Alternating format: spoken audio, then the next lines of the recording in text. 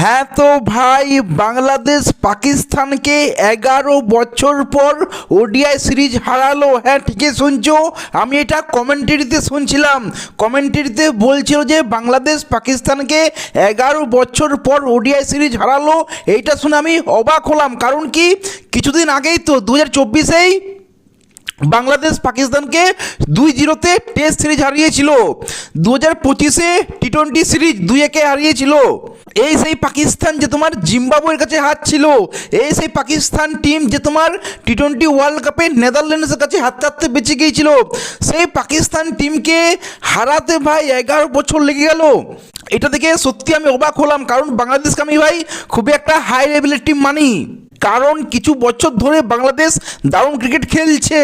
দেখো, আমি ফার্স্ট ওডিআইতে বলেছিলাম বাংলাদেশ যেভাবে পাকিস্তানকে হারিয়েছিল, মনে হচ্ছিল যেন বাংলাদেশ পাকিস্তানের সাথে বদলা নিচ্ছে। যে টি-20 ওয়ার্ল্ড কাপে যে কূটনীতি হিসেবে বাংলাদেশকে বের করেছিল টি-20 ওয়ার্ল্ড কাপ থেকে, সেটার বাংলাদেশ বদলা নিচ্ছে। আর আজকেও সেটা দেখা যাচ্ছিল যখন তোমার নাহিদ রানা ওই সাদাকেতের উইকেটটা নিল। পাকিস্তানের যে ব্যাটসম্যানটা ছিল ভাই ওপেনিংয়ে, সাদাকেত না কি নাম ছিল, ওকে ওর উইকেটটা নিল।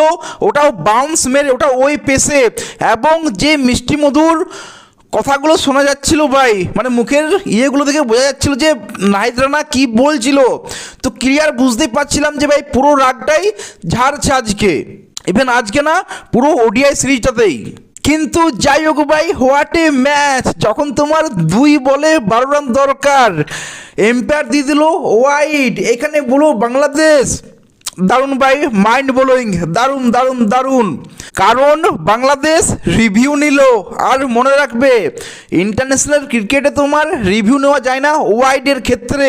কিন্তু এখানে বাংলাদেশ কি বলে নিল রিভিউটা, যে এলবিডাব্লিউ, যেটা ক্লিয়ার সবাই দেখতে পাচ্ছিল ওটা এলবিডাব্লিউ ছিল না, কিন্তু বাংলাদেশ নিল। এটা খুব একটা দারুণ একটা বুদ্ধি লাগিয়ে এটা নিল, আমি এটাই বলবো। কারণ ভাই বলটা থেকে ক্লিয়ার বোঝা যাচ্ছিল যে ব্যাটে বা পায়ে কোথাও একটা লেগেছে, যেটা রিভিউ নেওয়ার পর বোঝা গেল যে ওটা তোমার ব্যাটে লেগেছিল, সাইনিস আফ্রিদির ব্যাটে লেগেছিল।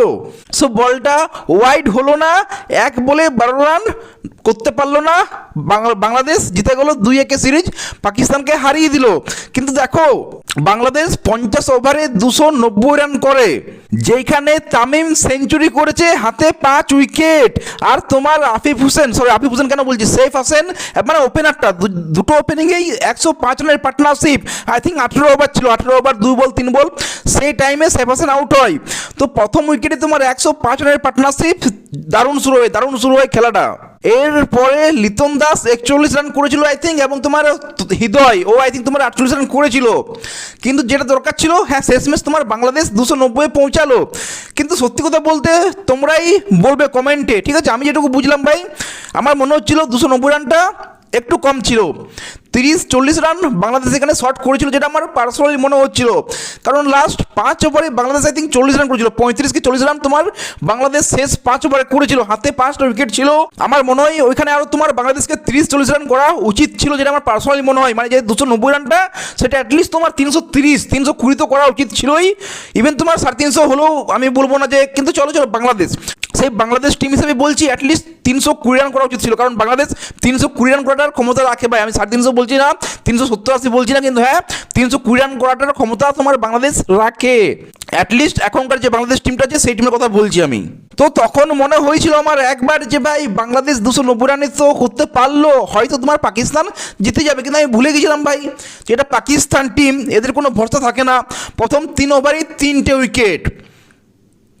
তাসকিন আহমেদ তো প্রথম ওভারে তোমার ইয়েকে নিয়ে নেয়, কি বলে, ফারহানকে নিয়ে নেয়। সেকেন্ড ওভারে নাহিদ রানা, যেটা বললাম ভাই, এবং তারপরে তোমার আবার ইয়েকে নিয়ে নেয়, কি বলে, রিজওয়ানকেও নিয়ে নেয়। 3 ওভারে 3টে উইকেট পরপর। মনে হচ্ছিল বাংলাদেশ জিতছে। 290 রানটাও পাকিস্তান করতে পারবে না ইজিলি, ওয়ান সাইড ম্যাচটা বাংলাদেশ জিতে যাবে, এটাও খুবই ভালো মার্জিনে জিতবে। কিন্তু সেই টাইমে তোমার সালমান আলী আগা ভাই একাই ম্যাচটা বাংলাদেশের হাত থেকে ছিনিয়ে নিয়ে যাচ্ছিল, একাই। লাস্ট ম্যাচে তোমার সালমান আলী আগা রান আউট হয়েছিল, মনে আছে ভাই? যদি আজকে সালমান আলী আগা জিতিয়ে দিত ম্যাচটা যদি তোমার জিতিয়ে দিত, তাহলে সালমান আলী কত কি নাই বলতো। কারণ লিটন দাস ও বলে দিয়েছিল অলরেডি যে আমরা তো ভাই ক্রিকেটের রুলসে আউট করেছিলাম সালমান আলী আগাকে। তো যদি আজকে তোমার সালমান আলী আগা জিতিয়ে দিত, তাহলে কত কিছু না আজকে বলতো সালমান আলী আগা ওদের captain. I think science Afridi captain আছে, কিন্তু যাই হোক ভাই তাসকিন আহমেদ দারুণ একটা স্লোয়ার মারে, মিড উইকেট এসে ফেসে যায়, আর সালমান আলী আগা আউট হয়ে যায়। মনে হচ্ছে ভাই পাকিস্তান গেল, কিন্তু সেই সময় তোমার সাইন্স আফ্রিদি যেটা বললাম শেষ ওভার পর্যন্ত ম্যাচটা নিয়ে গিয়েছিল। বিশেষ করে আর মুস্তাফিজুর ওই ভাই কি বলবো 2টা 6 দেন তোমার ওই অবস্থাতে আউট করলো। ওটা একটা খুবই বড়, 2বার 28 রান ছিল, আই থিঙ্ক 2বার 28 রান গিয়ে 29 রান গিয়েছিল সেই সময়, 1 ওভার 14 রান ছিল। রিশাদ হোসেন বল করলো যে তোমার 6 ওভারে আই থিঙ্ক 54 কি 57 রান খেয়ে গিয়েছিল। সাইন্স আফ্রিদি ব্যাট করছে, 2 ওভারে 12 রান, 2 বলে 12 রান দরকার, এম্পায়ার ওয়াইড দিচ্ছে। ম্যাচটা ভাই দারুণ, পুরো একটা সিনেমা ছিল ভাই, আজকের ম্যাচটা পুরো সিনেমা ছিল। ম্যাচটা দেখে মজা পেলাম। তো যাই হোক ভাই এ নিয়ে তোমরা কি বলবে কমেন্টে জানাও। ভিডিও ভালো লাগলে লাইক শেয়ার সাবস্ক্রাইব করে দিও। দেখা হচ্ছে পরে, টেক কেয়ার, সি ইউ।